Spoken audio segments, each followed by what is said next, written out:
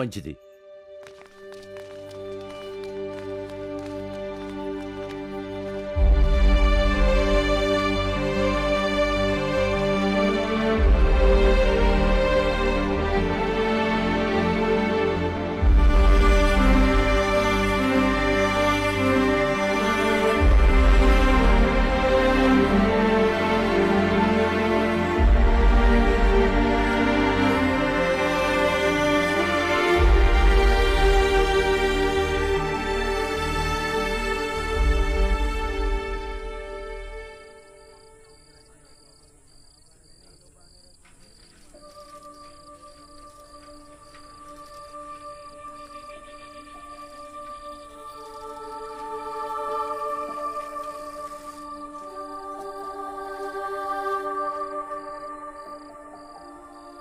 ఈరోజు EAMCET exam results అన్నా, భయంగా ఉంది, కొంచెం చూసి చెప్పవా?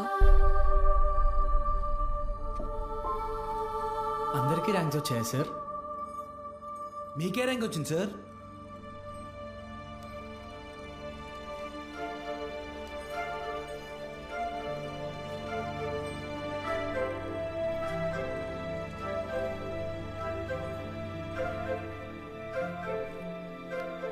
మురళీకృష్ణ 41 మెడికల్.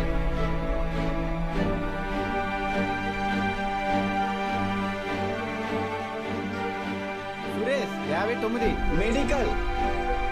భార్గవి 9 మెడికల్.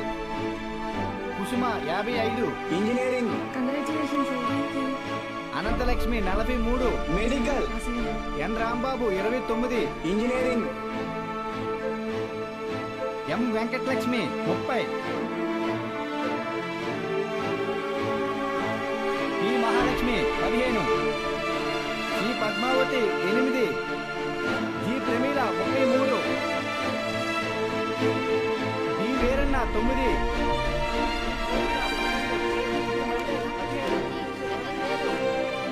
అంటే 45 టాప్ ర్యాంక్స్ సార్. 46. అదేంటి సార్, మొత్తం కలిపి 45 కదా సార్. ఇంకో ఆల్ టికెట్ ఉంది. ఏఎస్ మూర్తి. ఏఎస్ మూర్తి 1వ ర్యాంక్. ఎవరై ఉంటారు? ఏఎస్ మూర్తి ఎవరు? ఏఎస్ మూర్తి.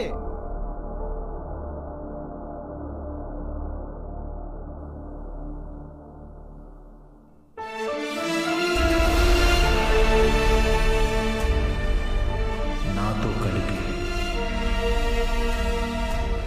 46.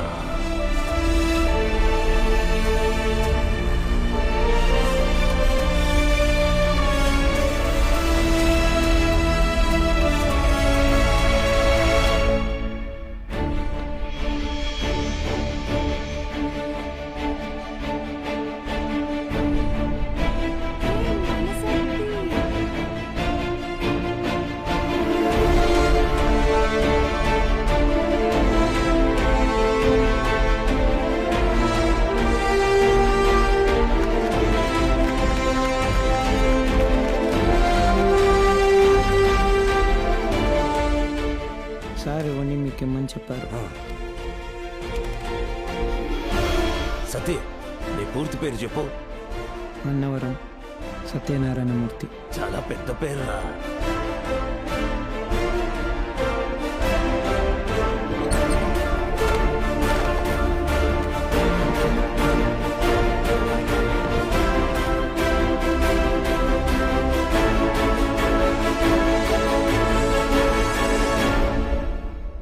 సాధించావు బాలు.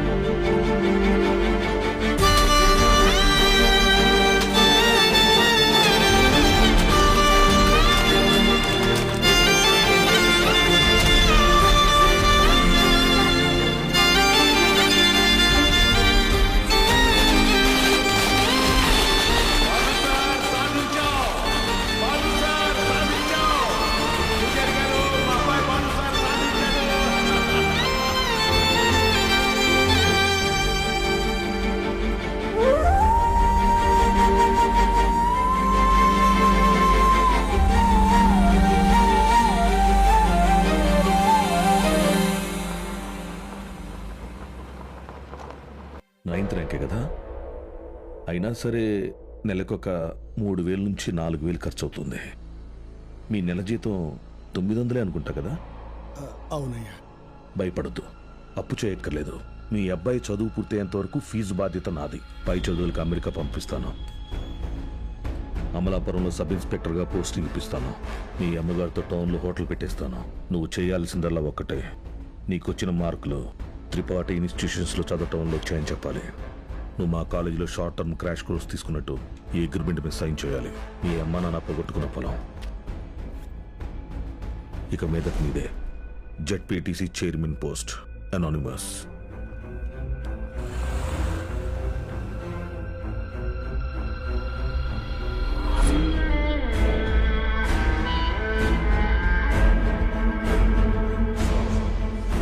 వాళ్ళని తీసుకొచ్చాను sir.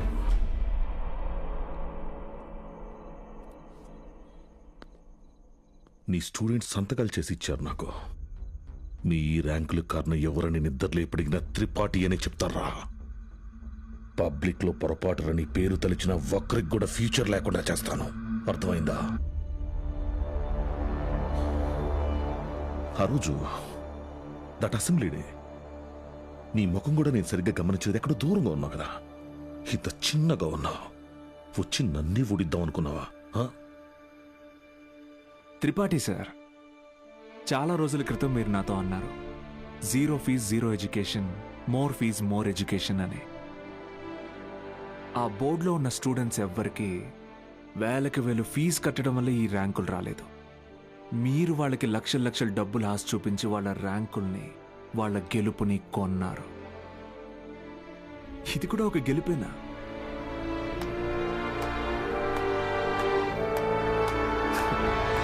Okay sir, thank you sir. Take care sir.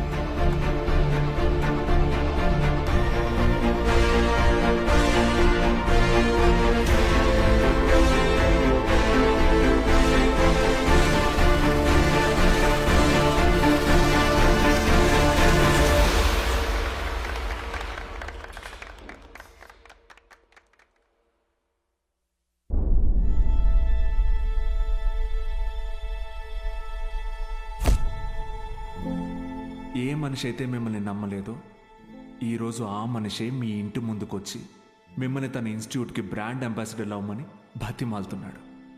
ఏది బూస్ట్కి సచిన్ ఉన్నట్టు. ఇది కదా నేను మీకు దక్కాలనుకున్న రెస్పెక్ట్.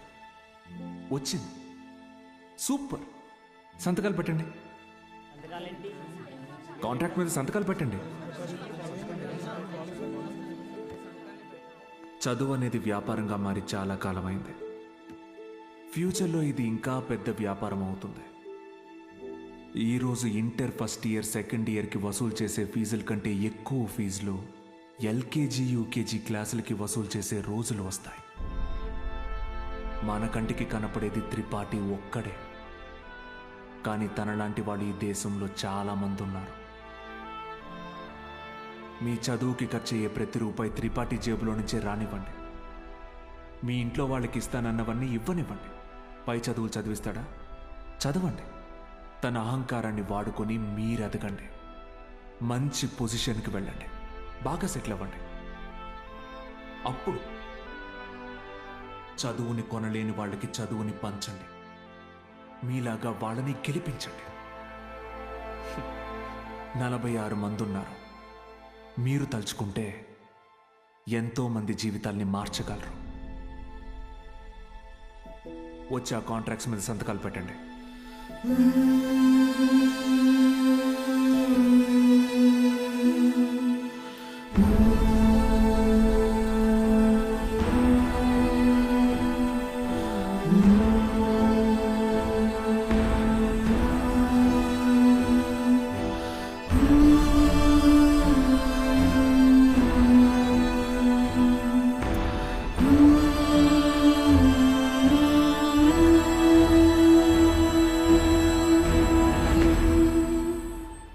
నేను త్రిపాఠి ఎడ్యుకేషనల్ ఇన్స్టిట్యూషన్లో చేరిన మొదటి రోజు ఎప్పటికీ మర్చిపోలేను.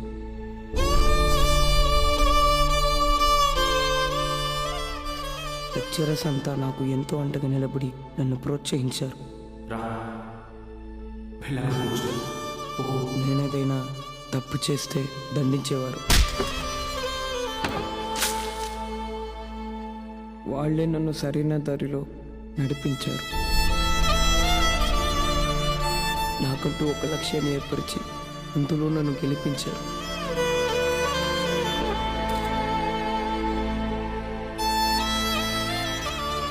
నాకు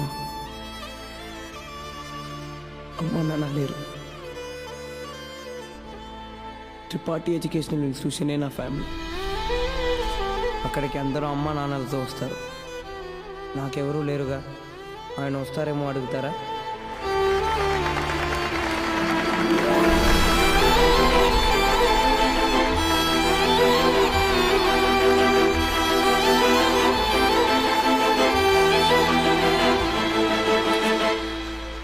వెళ్ళిపోయాడు. వరం ఇచ్చిన తర్వాత దేవుడు ఎలా మాయమైపోతాడో అలా మాయమైపోయాడు. ఆ తర్వాత బాలు సార్ని మేము ఎప్పుడూ కలవలేదు. ఆయన ఉంటే త్రిపాఠి వల్ల మాకు ఎప్పుడైనా ప్రాబ్లం వస్తుందనుకున్నాడో ఏమో. వెళ్ళిపోయాడు. ఏ పాడుబడిన థియేటర్లో బాలు సార్ మాకు చదువు చెప్పారో ఆ థియేటర్నే ఇప్పుడు మేము కోచింగ్ సెంటర్గా మార్చాం. సంవత్సరం పొడుగునా మా 46 మందిలో ఎవరో ఒకరు వచ్చి ఈ పేద విద్యార్థులకి క్లాసెస్ తీసుకుంటాం. అరే అవి మీ తాతరా? ఇక్కడ చదువు అమ్మబడదు, పంచబడుతుంది.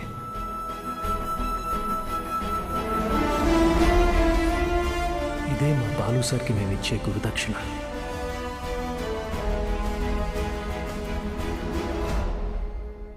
ఇప్పుడు బాలు సార్ ఎక్కడున్నారు సార్? తెలీదు.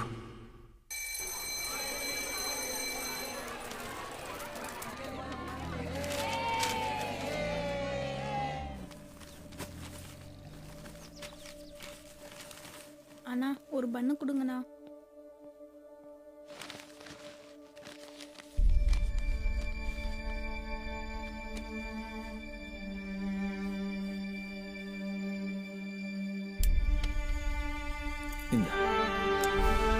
தேங்க்ஸ். படிக்கணும்னு ஆசை இருக்கா தம்பி? ஆமாம் சார். சரிப்பா. కానీ ఆయన ఎక్కడున్నా చదువుని దేవుడికి పెట్టే నైవేద్యంలాగా పంచుతూనే ఉంటారు.